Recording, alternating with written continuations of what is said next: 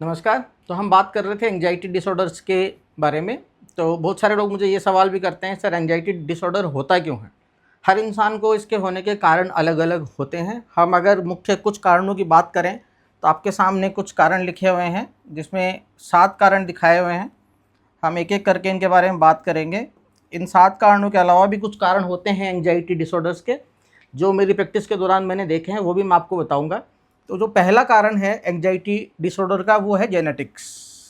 Genetics का मतलब है परिवार में अगर किसी को एंजाइटी की बीमारी थी, चाहे वो कोई भी ब्लड से रिश्ता हो, चाहे मम्मी की तरफ हो, पापा की तरफ हो, ब्लड रिलेटिव्स में अगर एंजाइटी की परेशानी थी, तो एंजाइटी की परेशानी बच्चों में होने की गुंजाइश या उनके बच्चों में होने की गुंजाइश नॉर्मल इंसानों की तुलना में ज़्यादा होती है। इसीलिए कुछ लोग कम तनाव के बावजूद एंजाइटी डिसऑर्डर या एंजाइटी में चले जाते हैं, और कुछ लोग काफ़ी तनाव होने के बावजूद, चूँकि उनके अंदर जेनेटिक प्रीडिस्पोजिशन नहीं है, तो वो एंजाइटी डिसऑर्डर के शिकार नहीं होते हैं। तो ये जवाब उस सवाल का भी है कि कुछ लोग तनाव होते ही बीमार पड़ जाते हैं, एंजाइटी के शिकार बन जाते हैं, और कुछ लोग बहुत ज़्यादा तनाव होने के बावजूद एंजाइटी के शिकार नहीं बनते। इसके पीछे कारण है दोस्तों जेनेटिक प्रीडिस्पोजिशन। और इसको हम लोग जब भी पेशेंट से बात करते हैं तो ये सवाल हम ज़रूर करते हैं कि परिवार में किसी को ये परेशानी पहले तो नहीं थी। दूसरा जो इम्पोर्टेंट कारण आता है वो है केमिकल इम्बैलेंस। हमारे ब्रेन के अंदर 2 केमिकल होते हैं। एक केमिकल का नाम है सीरोटोनिन और एक केमिकल का नाम है डोपामीन। ऐसे ही और 1-2 न्यूरोट्रांसमीटर्स होते हैं, पर बेसिकली ये 2 न्यूरोट्रांसमीटर है, सीरोटोनिन और डोपामिन। इनके ब्रेन की नर्व्स के अंदर इम्बैलेंस की वजह से एंजाइटी डिसऑर्डर्स या एंजाइटी के लिए इंसान प्रोन होता है। और इनकी कमी किस वजह से होती है ये आगे बात करेंगे। अभी हम केवल ये बारे में बात कर रहे हैं कि एंजाइटी क्यों होती है। तो सीरोटोनिन और डोपामिन के ब्रेन में कम होने से भी एंजाइटी हो सकती है। तीसरे कारण पे हम चलते हैं, ट्रॉमा। ट्रॉमा का मतलब है पास्ट एक्सपीरियंस ऐसा रहा हो जिसकी की यादें हमारे दिमाग में कहीं ना कहीं स्टोर्ड हो। और हमारे दिमाग में दोस्तों सबकॉन्शियस माइंड में सारी बातें जो बचपन से अब तक हुई हैं वो स्टोर रहती हैं। और कोई भी बात जो स्टोर है वो ब्रेन के कौन से एरिया में स्टोर है, उसके लक्षण उसी हिसाब से निकलते हैं। तो जैसे मैंने बोला कि ट्रॉमा, ट्रॉमा का मतलब है exposure to traumatic event such as abuse. पहले किसी ने कुछ गलत फ़ायदा उठाया हो किसी का, चाहे वो फिज़िकल अब्यूज़ हो, चाहे वो सेक्सुअल अब्यूज़ हो, चाहे किसी और तरीके का माल ट्रीटमेंट या माल अब्यूज़ हो। इसके अलावा परसिस्टेंट स्ट्रेस और एंग्जाइटी उस ट्रॉमा की वजह से अगर इंसान को होती है, वो भी एंग्जाइटी का शिकार जनरल पॉपुलेशन की तुलना में ज़्यादा होते हैं। चौथी हम बात करते हैं चाइल्डहुड सेक्सुअल अब्यूज़। अभी मैंने बात करी अब्यूज़ के बारे में, उसी में सेक्सुअल अब्यूज़ भी आता है। और इंडिया में या मैं कहूँ बाहर का हमें इतना पता नहीं है, बट ये देखा गया है कि जितने भी रेप के केसेस आते हैं उनमें से 90% केसेस रिपोर्ट ही नहीं होते हैं। और मोस्टली वो घर के अंदर या कोई ना कोई रिश्तेदार होता है जो पहले बच्चे को छूता है, चाहे वो बच्चा लड़का हो चाहे वो बच्ची लड़की हो। तो सेक्सुअल अब्यूज़ का जो स्ट्रेस है, ट्रॉमा है, वो लाइफ लॉन्ग साथ चलता है और प्रोलॉन्ग स्ट्रेस की वजह से एंजाइटी बन सकती है। इसके बाद हम बात करते हैं कॉन्फ्लिक्ट। कॉन्फ्लिक्ट का मतलब है वर्तमान में दिमाग के अंदर किन्हीं 2 बातों को लेकर उछल कूद मच रही हो, किसी 2 बातों के बीच में सामंजस्य नहीं बैठ रहा हो, उसको कहते हैं कॉन्फ्लिक्ट। इंटरपर्सनल और सोशल कॉन्फ्लिक्ट, या तो 2 लोगों के बीच या समाज के साथ किसी बात को लेकर तालमेल नहीं बैठ रहा हो, या मेरे ही दिमाग में 2 बातों को लेके, एक बात को लेकर 2 राय बन रही हो। तो इंटरपर्सनल या इंट्रापर्सनल कॉन्फ्लिक्ट भी एंग्जाइटी पैदा होने का एक बहुत बड़ा कारण है। इसके अलावा एंग्जाइटी इन द ब्रेन। दोस्तों ब्रेन के अंदर 2 सेंटर होते हैं, एक होता है एमिगडेला, एक होता है हिप्पोकैम्पस।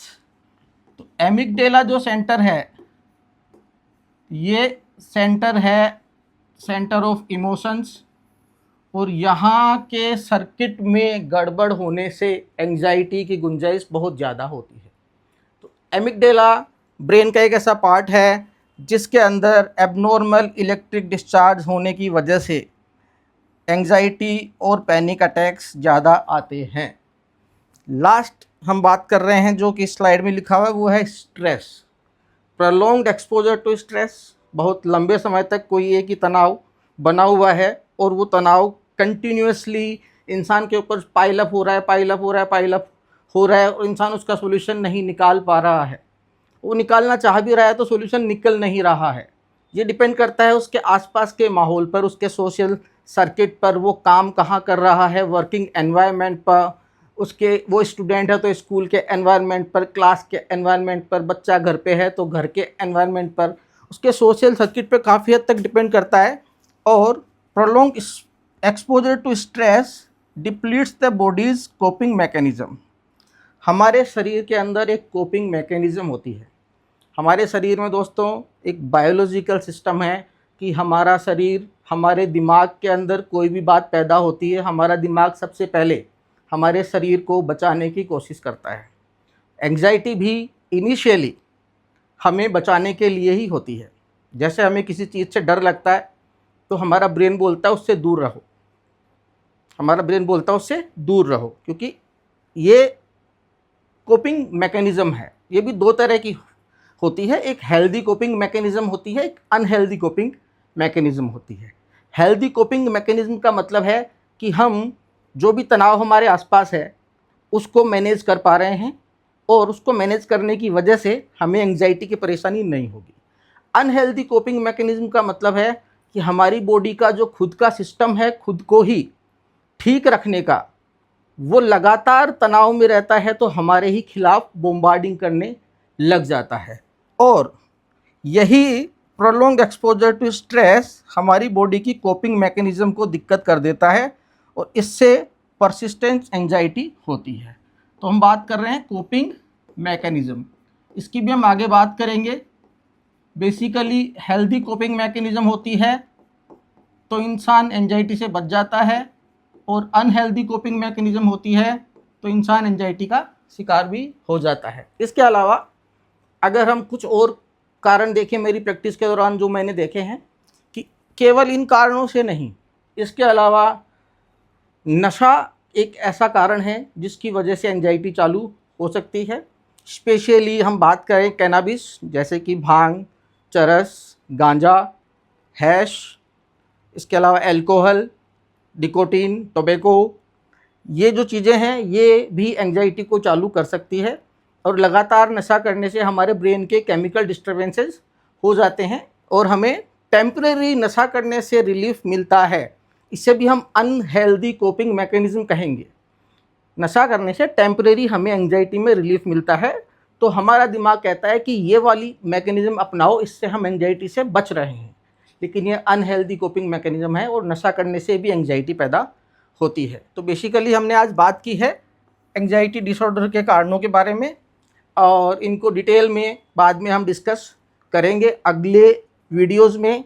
एंजाइटी डिसऑर्डर कितने प्रकार के होते हैं, कौन से प्रकार में क्या लक्षण पाए जाते हैं, और उसको ठीक करने के लिए मेडिसिन के अलावा हम क्या हेल्दी कोपिंग मैकेनिज़्म यूज़ में ले सकते हैं। आगे मिलते हैं दोस्तों। मैं हूं आपका दोस्त doctor Ajay Vashishtha. Thank you.